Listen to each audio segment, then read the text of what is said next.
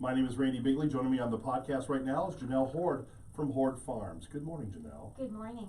Hord Farms, let's start out by talking about what is Hord Farms. If somebody has never heard of you, what is it? Sure.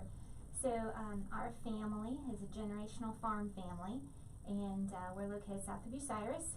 We have pigs, we have cattle, we also raise row crops, corn, soybeans, wheat, barley, little cover crop, little hay, little forages, I guess you could say. But we have grown in time, and so we're very thankful though for the people that we work with, because we not only work with our own employees, or we call them team members, but we also work with many farm families in and around Crawford County, whether they take care of pigs for us or we buy corn from them. You know, it's definitely outreach is just 3 miles south of Bucyrus. So very involved in the community, correct? We are. You know, I often say that the farm isn't going anywhere. You know, some businesses can pack up and move out, go to a different town, go to a different area, but our farm is not going anywhere. And this is where we were born, this is where we were raised, and this is where we've raised our children, the next generation to farm. Sure, right. And you know, we want to make this area, be a part of this area, and make it the best place to live and work and play, because that's who we are, and that's what we try to do with our team members and just the different organizations and businesses that we work with, you know, in and around Bucyrus. Talk about the principles of your business, a little bit about that. Sure. So several years ago, we created what we felt was some guiding principles about what we were going to do as a farm, as a family, for generations to come. And so we tried to take a step back and say, well, what have we done in the past that's worked well? What can we change? And what can we do to set the stage for the next set of decisions or next day's, you know, agenda that comes our way? And when we set out to do this, we wanted not just for our own family, but for our employees as well. So what we created was what we call a company culture tree. And there are 5 principles that we try to live out each day. Do we do them perfectly? Absolutely not. I mean, that's part of being human, I think. But it is a goal. It's something that we can strive for, and something that we not only as a family can use to base decisions that we make each and every day, but how do we act as a family and as a team. So I can just give those off real quick. Yeah, go ahead. Courage, and we're always do the right thing even when it's uncomfortable. That's a tough one sometimes for all of us, not just, you know, our farm, but as general speaking. Empowerment. We value the unique qualities in all people and provide support for those talents to emerge. The third one is trust. We value integrity and are sincere in all our dealings with others, recognizing that trust and respect are earned.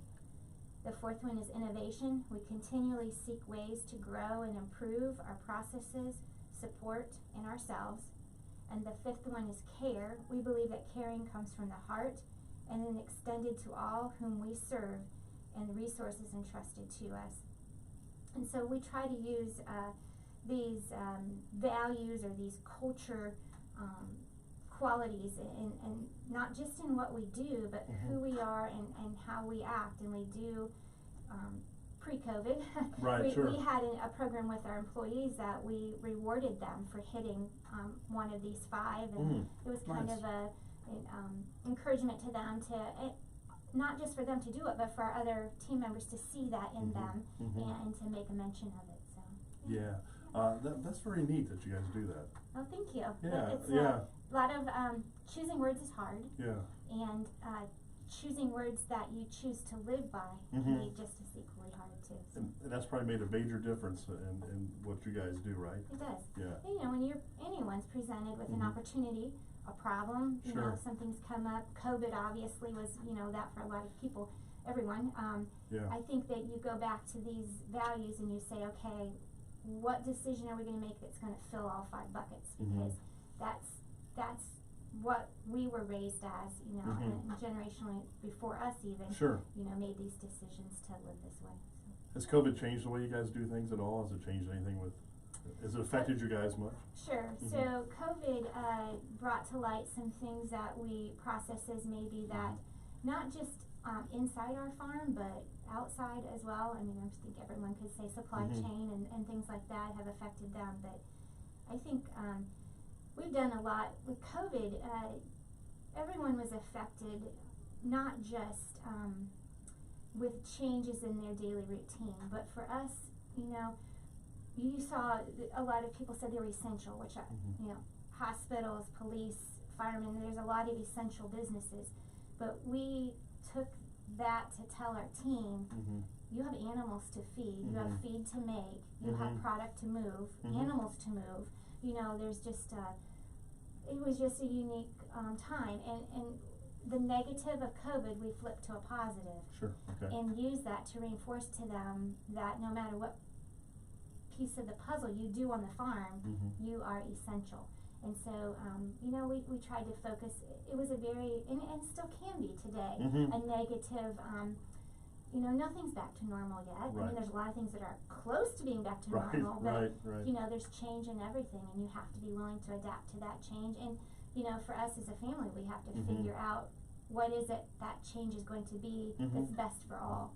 So I would say today COVID has made us more aware of just, you know, as a farm with animals, you know, unfortunately they get viruses just like people do. I was going to say, you guys deal with viruses even before the whole COVID thing, with animals and all that, yeah. We did. So coronavirus is nothing new to you guys. No. Right. And unfortunately, I guess, but right. I think too is that for us the learning curve wasn't how to handle the virus necessarily. It was how are we going to do what we do every day and still follow all of the rules. And it's been a good season for us to learn. Has it been an easy season? No.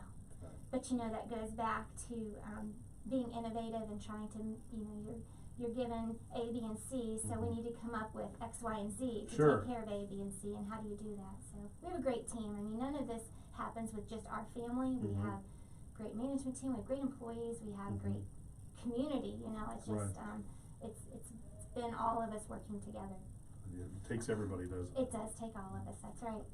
If someone wants to learn a little bit more about Hord Farms, how can they do that? Sure.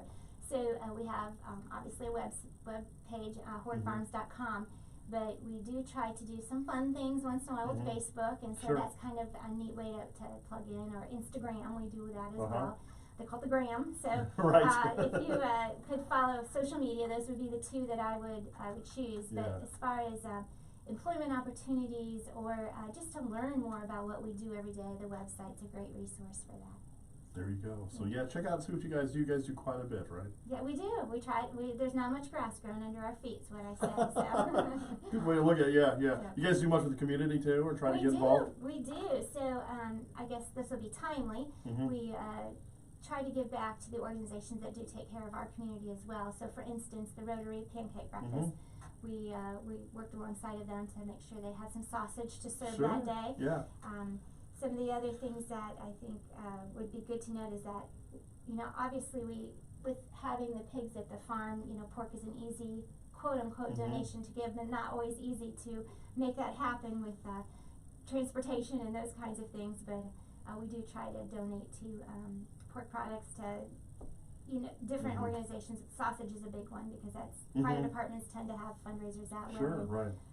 Lycan's Fire Department had the booth at the fair, so we try to work alongside them. So at Christmas, we kind of created this meat box that we give away, or that we sell, each year. And this year we did 2 size boxes, and we try to partner with another organization to just kind of highlight what they do.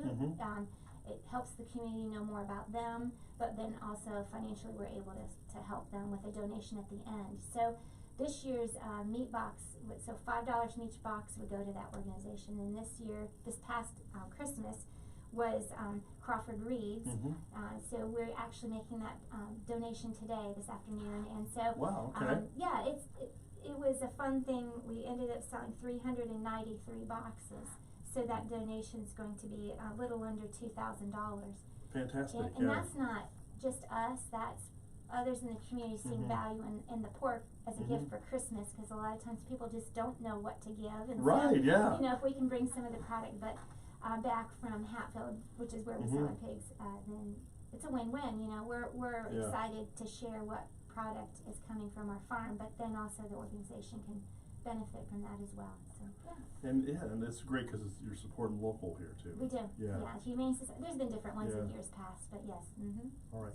So, Janelle, thank you so much. I appreciate you coming in today. you're welcome. Thanks for having me. Thank you.